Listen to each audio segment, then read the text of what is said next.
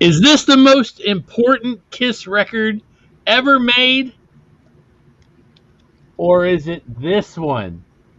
We're going to talk about it right here on Podcast Rock City Live Wednesday night edition.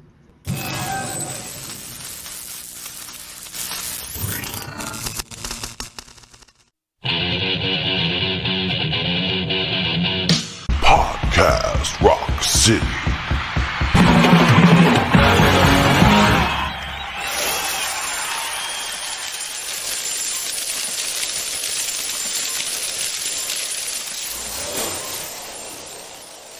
What's up, everybody? Joe here from Podcast. Are you outside? No, I have my I got my shit set up again. Oh, okay. Yeah. It sounds like you're outside. I'm kind of right by the AC, dude. There's nothing I can do. It's too hot. Oh, that's Can't turn it okay. off. No, hell no. It's Sorry. hot up there. How are you guys doing? Thank you for joining us. It's 10 o'clock on a Wednesday night. You know what that means. We're hanging out. Sonny was going to be here, but some shit went down. We'll find well, I don't even know if he's going to be able to talk about it. But how are you doing, Jody? I'm pretty good, man. You? I'm all right, man. I did get some news today, and it's interesting news. It's something that I've been waiting on for, since December 31st. Is it from Phil? No, it's not from Phil. Oh, okay. So I'm going to go ahead and read it. So in order to do that, let's get to the news. Podcast Rock City News.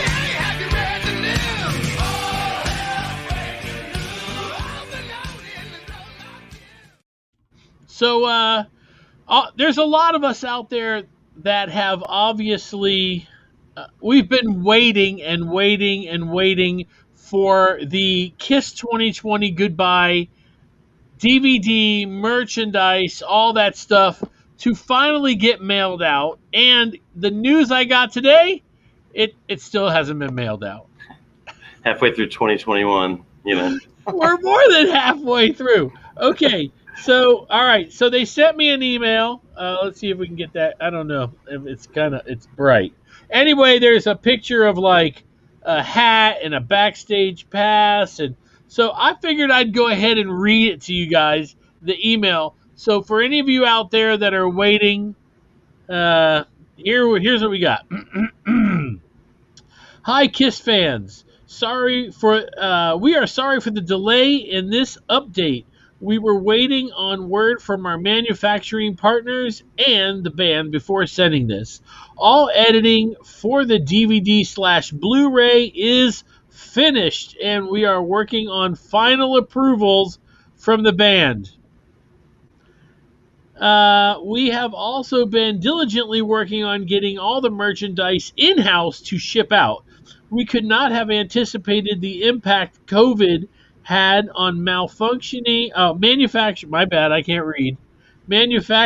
and certain items took much longer than expected.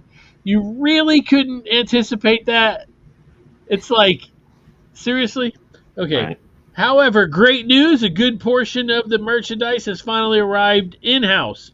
We know that you are all eagerly waiting the products and for your time and patience. We will be sure to add some extra goodies. That's okay. See, that's how you make up for shit, Yeah. right? Okay. Hmm. I don't want any pieces of Paul Stanley's carpet. I already have one, and I don't mean that as in like the carpet down here either. Yeah. So let's see. We plan on shipping items out the beginning of August.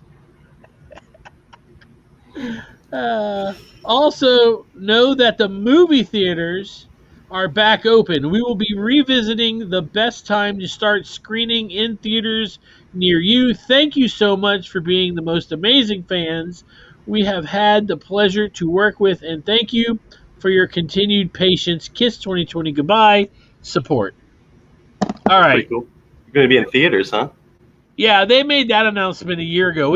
I mean, I don't, I don't remember that, but yeah, that's not cool. I guess not a year, but you know what I'm saying. Yeah. Anyway, thank you guys for paying attention and watching us today. That's Jody Havdot. I'm Joe, and this is Podcast Rock City live on Wednesday night.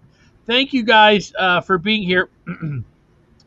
So that's good news for those of you out there that are waiting on this stuff. What's up, Robert, John, Ray, Hey, um, Matt. Matt's here. Thank you guys. Half If Ace, you, too. yeah, Adam. yeah. Thank you What's guys. up, fellas? All right, so let's talk about this. The topic of the week. I don't even have to push the thing. Here's the topic of the week. I always hear that this is the most important. Yeah. This is the special Kiss release upside down cover bootleg. If you can get this, you really got something. Anyway, okay. So I'm thinking about it. I think you bought this for me, Jody. Did I? Yeah, I think so. Let me see. Cool. What, at Rack and Pod or something? No, this is a different one. Oh, yeah. I got you the one that has the weird, like, dynasty and stuff in the middle. Yeah, it's so cool though. Yeah, it's pretty cool. I don't know what the I story. think I got that from Julian. I don't know what the story here. Okay. Anyway, all right. So if this record doesn't come out, Kiss is done. Yes. Pretty much. Pretty much. Okay. So basically, we watched Unless they could doc- have been on a different label, though, right? I mean, it saved Casablanca, but did it save the band? I don't know. Yeah. No. That's the whole question. Everybody wants to know, or everybody, suggests that that's the thing that did both. It saved the band and it saved Casablanca. It definitely saved Billy Coyne. His ass Yeah. was broke. Let me ask Yeah. you this: what do you think? How much money did they have to reimburse him before they got anything back? It's just like, dude, Probably quite a bit, dude. You know? probably quite a bit. And remember that thing, Mr. Coyne, you charged $10,000 to your American Express Yeah. bill. It seems light, like 10,000. That seems a little light, you know? Well, back in the 70s, Coke was cheaper. True.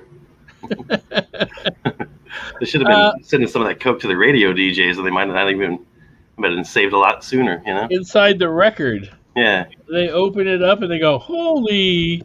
Holy smokes. Coming up next.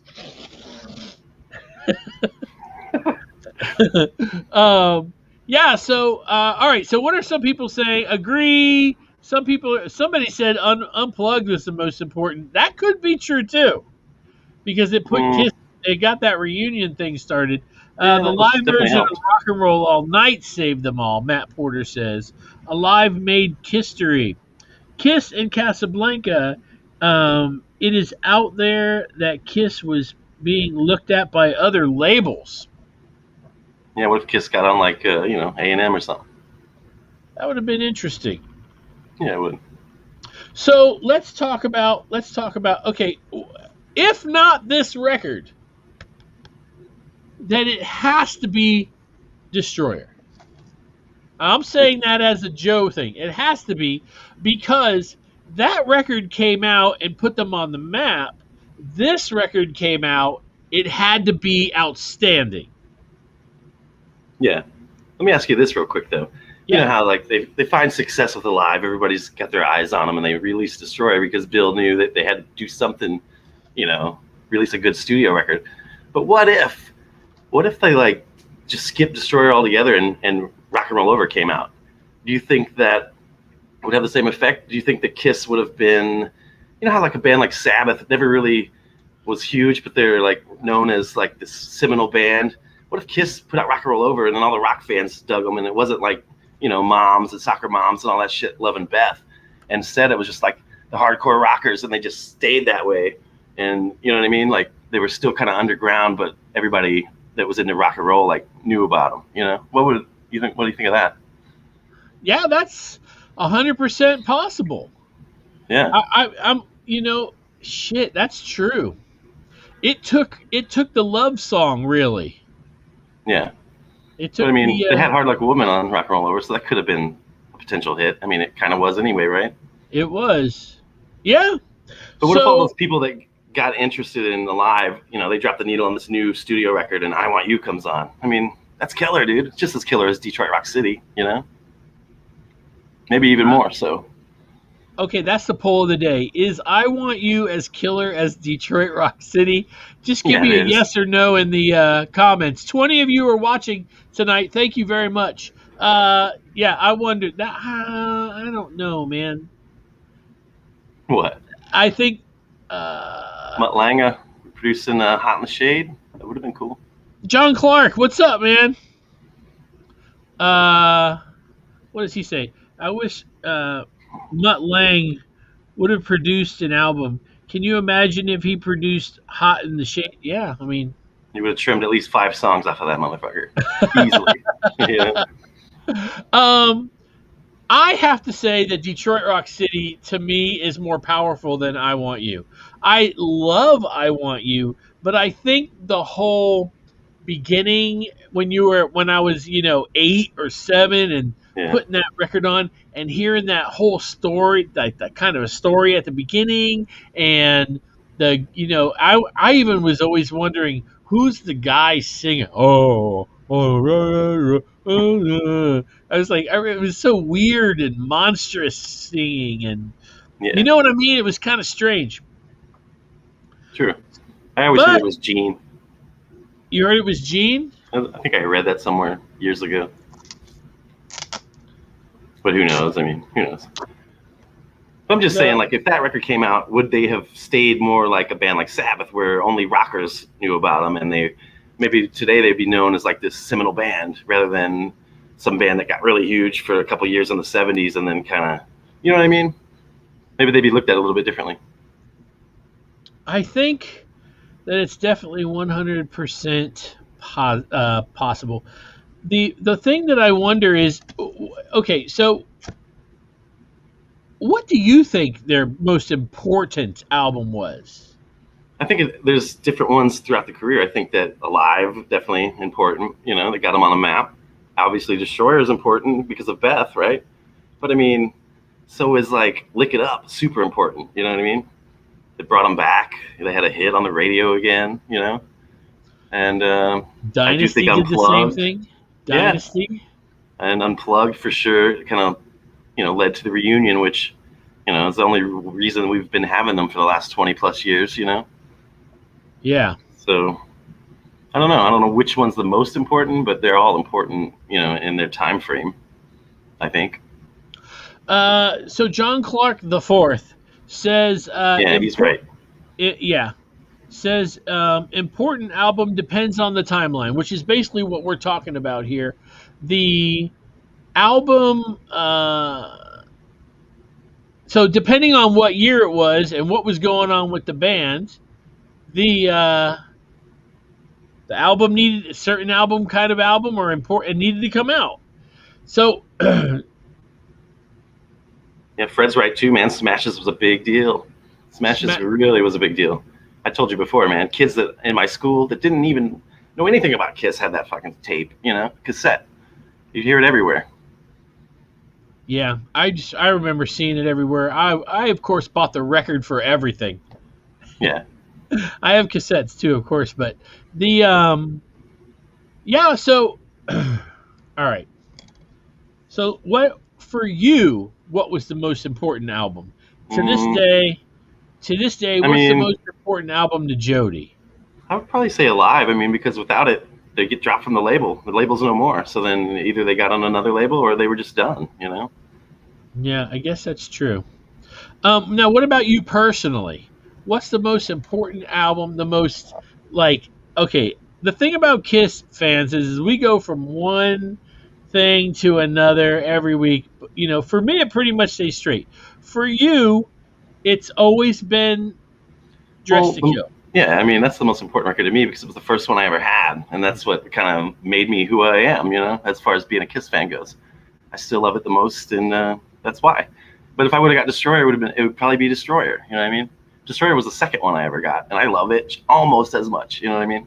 But Dress to Kill did it for me when I was like, I don't know, 10 or something like that. What For about you? me, oh man, I don't know. I, Unmasked because you I, went through all the hell yeah, to get it, or what? yeah. I mean, I had to go through hell in order to get unmasked, Yeah, but I, I don't know, man. I go through these phases. Unmasked, yes, but I also have this really special place in my heart for Killers. I mean, yeah, me too. I got like 7 different copies of that record. You know, it's like everywhere it was released, I tried to get the copy. You Yeah. know, I have the new one that just came out. I love that one. Chris Sinzak, hello. What's up, Chris? We'll see you in a month. Yeah, excited. Let me tell you guys straight up. Wait till you see what we have to give away at the expo. Yeah. It's truly epic. Oh yeah. I don't think it's ever been done. I don't think so either. 25 of you guys are in the room. Thank you very much. So Jared says double The A track. platinum is the most important to me. Yeah, yeah. Kid was the first Cool. album A track. Unmasked means a lot to me. Robert Dunning. Me I too. love. Yeah, I mean, Me too, man. so think about that, man. As far as like their records go, I just Love them I all, don't know. dude. You know. I don't know. I don't ever hear these conversations up with other. I don't know about other bands where they go, "Oh, this record was so important to me." You know what I'm saying? Right. It's just maybe I don't know. I don't surround myself with Rolling Stones fans. Yeah. For me, dude, one of the ones that was really important was the Elder. Believe it or not. I mean, it took me so long to find the Elder, dude. It was like that holy grail, and I finally found it, and it was like, what the hell? Yeah. It took me like at least 2 years to find that fucking. It was on cassette at a record store for $4 by chance in the used bin, and I could Oh not man! believe it. You know, because when I Wow! was coming up in the mid '80s, you couldn't find it, dude. It was nowhere to be found. Right.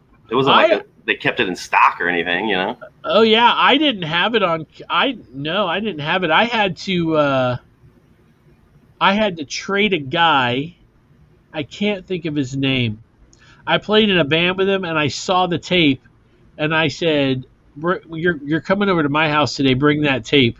And I showed him all my records, and I think I had to trade him like 2 or 3 Judas Priest records for it. Worth it. But I got it. I got it. Bob Jordan says I started with Alive and played it a million times until I left it out in the sun and it warped. Remember how the crowd spirals into rock bottom? The whole album did it. He's like had it on flange the whole album. I hope you kept it. Us Kiss fans are a unique breed. Yes, Yeah, we yes. I'm not one to offer too many opinions, but Beth was a number one song. Factually, that likely helped the band's longevity more than any other. Yes, that's true. Yeah, I mean, Also, hey dudes, hey, dude, Robert. I hope, man. I wonder when I'm going to see you again. It's been too long. Um, yeah. So I wonder. So you guys are all posting what you guys think. You know, was in your opinion the most important album. Um, I just wonder how many of you guys sat back and go, well, Well, what record for you guys out there was it that if it wasn't for this record, like for Jody, it's Dressed to Kill. For me, I can't. I think it's Love Gun. But what album out there really made you guys go, "That's the band. That's my band"? I'd love to know. Go ahead and post those comments. It's crazy for me because, I mean, in typical, like, geek fashion, it was Rock and Roll All Night, dude. That's what did it for me. Like, I heard that this radio station when I was a kid used to have these Friday night, like, Battle of the Song kind of things. And I put Rock and Roll All Night up against, like, I think it was the Thompson Twins, I think, dude. Like, Hold Me Now. And Rock and Roll All Night won. So the next night I was there with my ready to record it, and I was just obsessed with that song. So that's why I got Dressed to Kill first, because I went to the record store and was just looking at the backs of them, and I, it had it. So that's what it did it for me. That's kind of cool. a corny way to get into the band, That's but cool. That's what did it. It is what did it for me. I remember having all the records and being too poor to buy cassettes, but somebody gave me like recordable cassettes. I had so I put the records on, right? Yeah. And I had a little tape player, and I stuck it in front of the speaker and hit record, and that's how I recorded the whole album. It wasn't in stereo either. It was right. Was it like one of those like little classic tape recorders? Yeah, you push the button, it goes, and you pull the tape out. Yeah. And then eventually I was lucky enough to get, let's see, Half Ace says Holy crap. Tokyo concert. What? Half Ace, man. That's a great way to get into the band. Holy shit. Tokyo that's a great concert. Show. Yeah. Young music thing. Oh, yeah. It's fucking badass. That was supposed to be the original Live 2, right? Yeah, I think they called it Lost Alive 2 or something like that. That's a good one, man. They're fucking ripping it up. Peter's still good, too, at that point. Yeah. For me, let's see. Red says, for me, it was Ace's solo on Getaway. Robert says, Revenge was my first. I've been hooked ever since. Really? John Clark says, it wasn't a single album for me. It was the complete package that hooked me. This is awesome. This is really what makes Kiss fans Kiss fans. It's a lot of fun, and it's just so much fun to be Kiss fan. Look at my room. Yeah. It's mental. I'm always collecting stuff. Eventually, I need to. I bought a box to put all my magazines in, and eventually, I think we should go through them and look at the covers and shit like that. I think there were a lot of records that were super important. I mean, a lot of magazines also. Magazines really kept pushing Kiss out there. There was all these, Kiss Fever and Hot Kiss and Kiss Annual and all these specials. Super specials. That's all there was. And then the comic books. And was there ever like a Rolling Stones comic book or anything like that? There had to be. I don't think so, if it was just one of those ones that told the story. You couldn't have a Bob Dylan doll and a Bob Dylan comic book. It's true. Dick Clark, let's see. may he rest in peace. Yep. Adam says, I was born in 1990, so I had my Paulin moment when I saw them on Mad TV. Cool. First album was Michael Jackson. Yeah. That was awesome. Didn't they blow his nose off or something? I think so, yeah. And they turned him like into a bunch of little kids or something, right? Yeah, he did. That's twisted. Oh, yeah. I wonder how he felt about that. I'm sure he never even saw it, dude. We'll he was never too busy doing what he did. Mo Bierman, I remember checking out the mag racks when my mom would be shopping for groceries. Hell yeah. Absolutely. That's how I came across People magazine. I was actually had my hand in the thing to get a Reggie bar and went, People magazine. And let me tell you, right now though, I'd kill for a Reggie bar. I haven't even thought of that in like 30 years, dude. Dude. Okay, so the Reggie bar was, if you bought a Reggie bar, next to it you got a Reggie Jackson poster.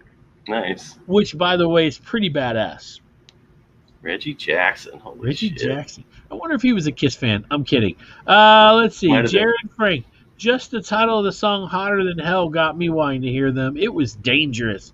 Yeah, it How was. would Paul today react to Paul of 1985? You cringe, dude.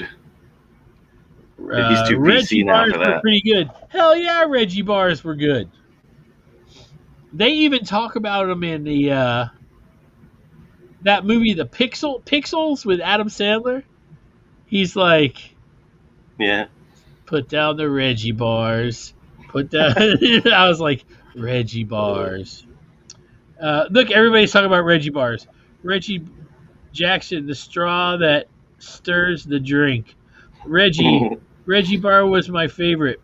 Mr. October, hell yeah. See, look, this still is something that ties in with our histories. Yeah.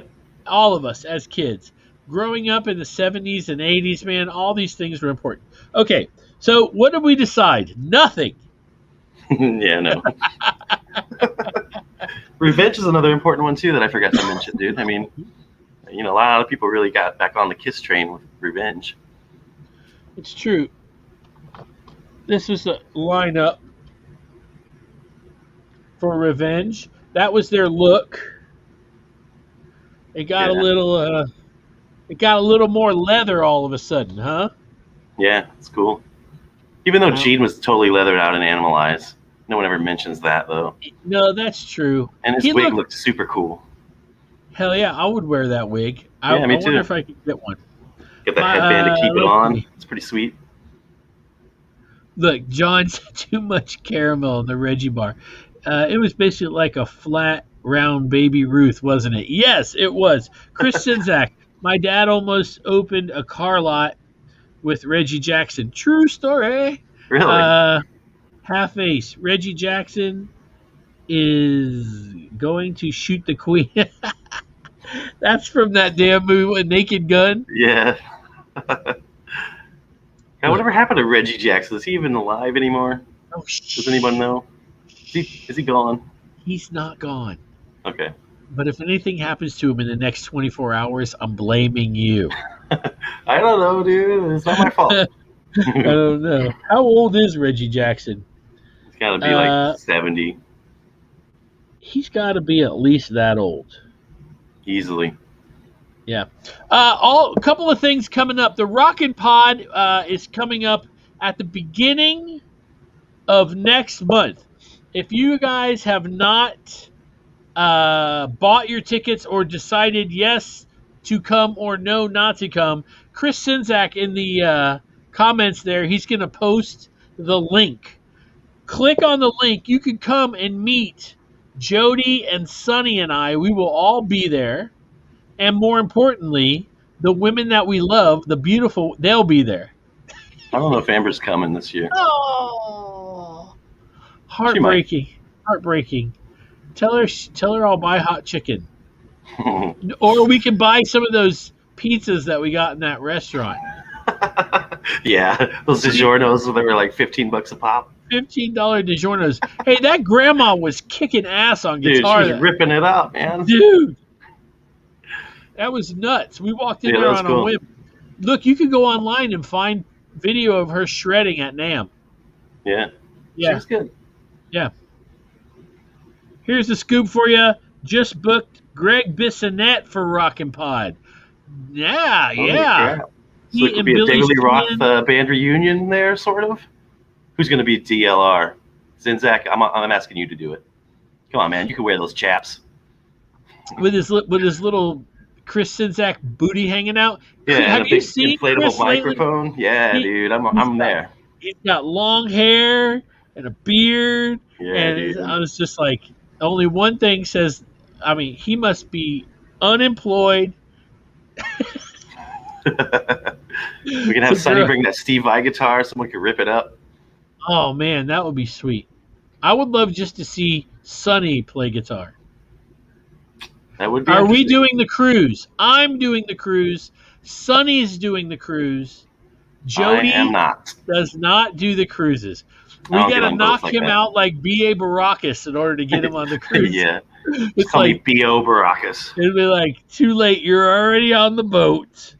And he'll just sit in the middle. Pity the fool who tries to get me on that boat. He'll sit in the middle. Working from home allows for a homeless look. Hey, It's man, I great. dig it. Yes, It's yes, heroin chic, Chris. yes, absolutely. All right, so we've talked a lot. Greg Bissonette now will be at the Rockin' Pod. Is he gonna wear those like shades from the '80s? That's what I'm Oh hoping yeah, to see him in that with the mullet and all that. we should try to find them. And Yeah, totally. anyway, yeah, Greg Bissonette was kind of a badass, huh? Yeah, he was good. To be in that band, you had to be good. Yeah, exactly. Yeah, his brother wound up taking Billy's place, right? Really? I think so. Look, Who's his brother? Chris Sinzak's gonna tell us. Yeah. What's up, Greg Chris? Bissonette's brother, I think, played bass after Billy left. I didn't even know he had a musician brother. Well, you know me. I don't know anything about any other bands except for one band, and that's the greatest band of all time. The Ramones? This band. Oh. Watch your mouth. Watch your mouth. So, all right. So, here's the other thing that's going to be awesome. Matt Bissonette took over on bass okay. and Skyscraper. Okay, so here's the thing. Also, remember, if you're a collector, at the Rockin' Pod, there will be people, selling merchandise. What's to say, John? I told Six Man to set up a Kiss podcast corner. Hopefully, you guys can record shows on the ship with the fans. It sounds awesome, but I really don't think they care about us. It's because of the band. I don't, I'm not sure Kiss cares, so therefore, I'm not. It would be great. It would be great if we could. I walk around and record shit all the time. John, when you're on the boat, find me. We'll do a whole show together. Because everybody else will.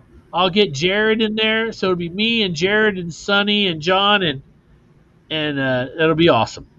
Anyway, all right, so that was a lot of fun. Let's see. Victoria said it's a good idea. Well, it is a good idea, but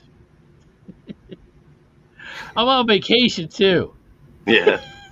Anyway, all right, so that's been fun. Thank you guys for listening. Joe, do you have anything to add? Nope. Thanks for listening, guys, and we'll see you on Sunday, I hope. Absolutely. And you know what I'm going to say. We love podcasts, and we love Kiss podcasts, most of them anyway, and you're going to hear the commercials for all the ones that we love right after these commercials that I'm really not going to run in 3, 2, 1. Peace.